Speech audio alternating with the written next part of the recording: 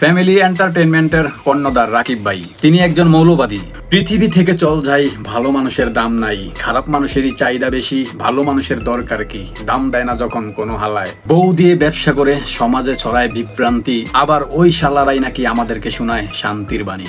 Social media আজ রসানলে, বউ ব্যবসায়ীদের কবলে, যারা নাকি ভালো ভিডিও করে তারাই পরে খারাপ মানুষের কবলে।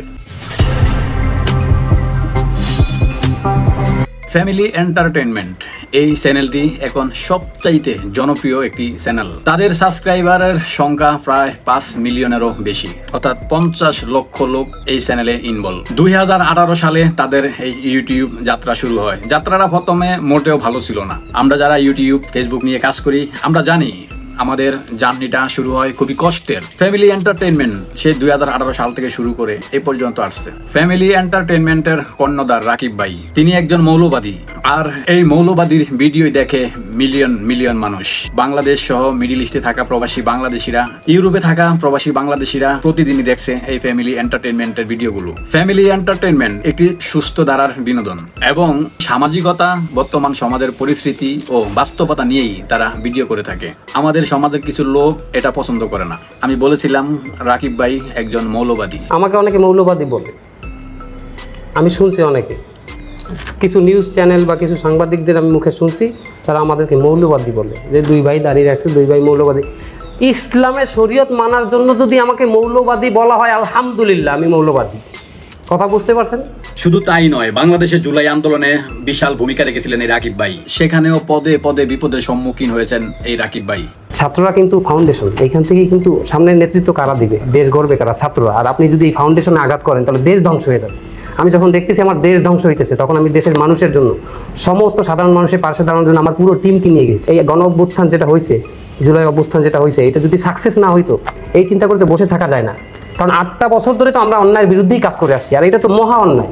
এর বিরুদ্ধে যদি আমরা না দাঁড়াই, আমার ভাইয়ের প্রতি আমার অন্যায় হবে, আমার ভাগ্নের প্রতি হবে, আমার সন্তানের প্রতি হবে, কারণ এরা প্রত্যেকেই স্টুডেন্ট।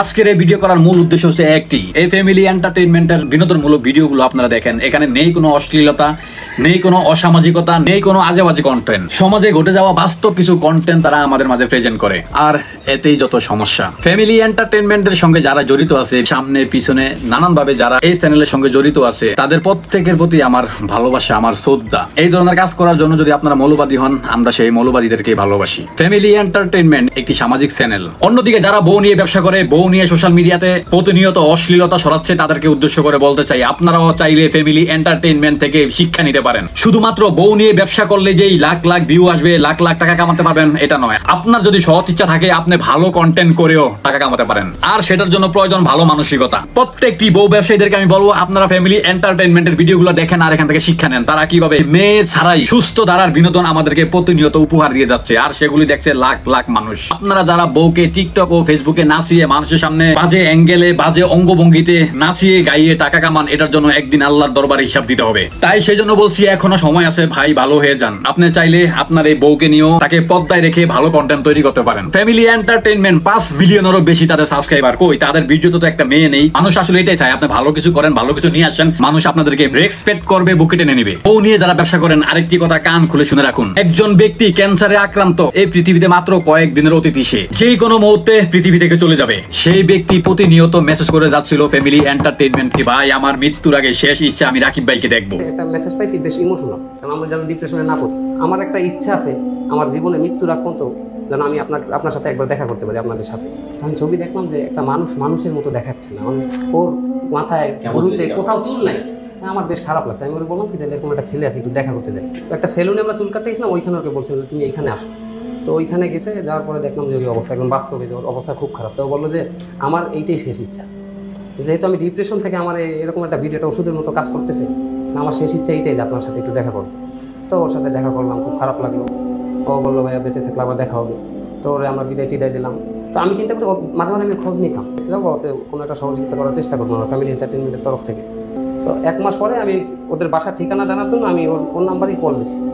কল দেওয়ার পরে ওই নাম্বারে বলছে যে ভাই আপনি একটু ওর মেসেঞ্জারে আসেন। ওর নাম্বার ছিল আমার কাছে, আমি মেসেঞ্জারে গেছি, মেসেঞ্জারে ভিডিও কল দিছি। ওর পরিবার ওর কবরের সামনে দেন, দেখুন ছেলেটা মারা গেছে, কয়েকদিন আগে দেখছি ওর কবর, এখানে ছবি।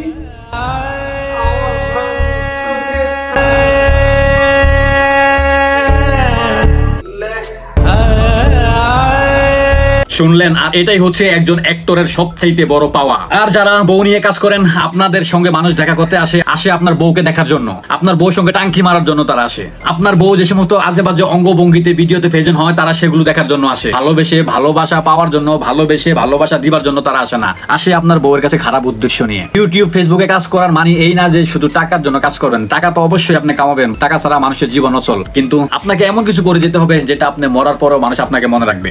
একজন মৃত্যু পথের যাত্রী যদি বলে আমার জীবনের শেষ ইচ্ছা আমি রাকিব ভাইয়ের সঙ্গে দেখা করবো, এটাই হচ্ছে রাকিব ভাইয়ের জীবনের সবচেয়ে বড় অর্জন আমি মনে করি।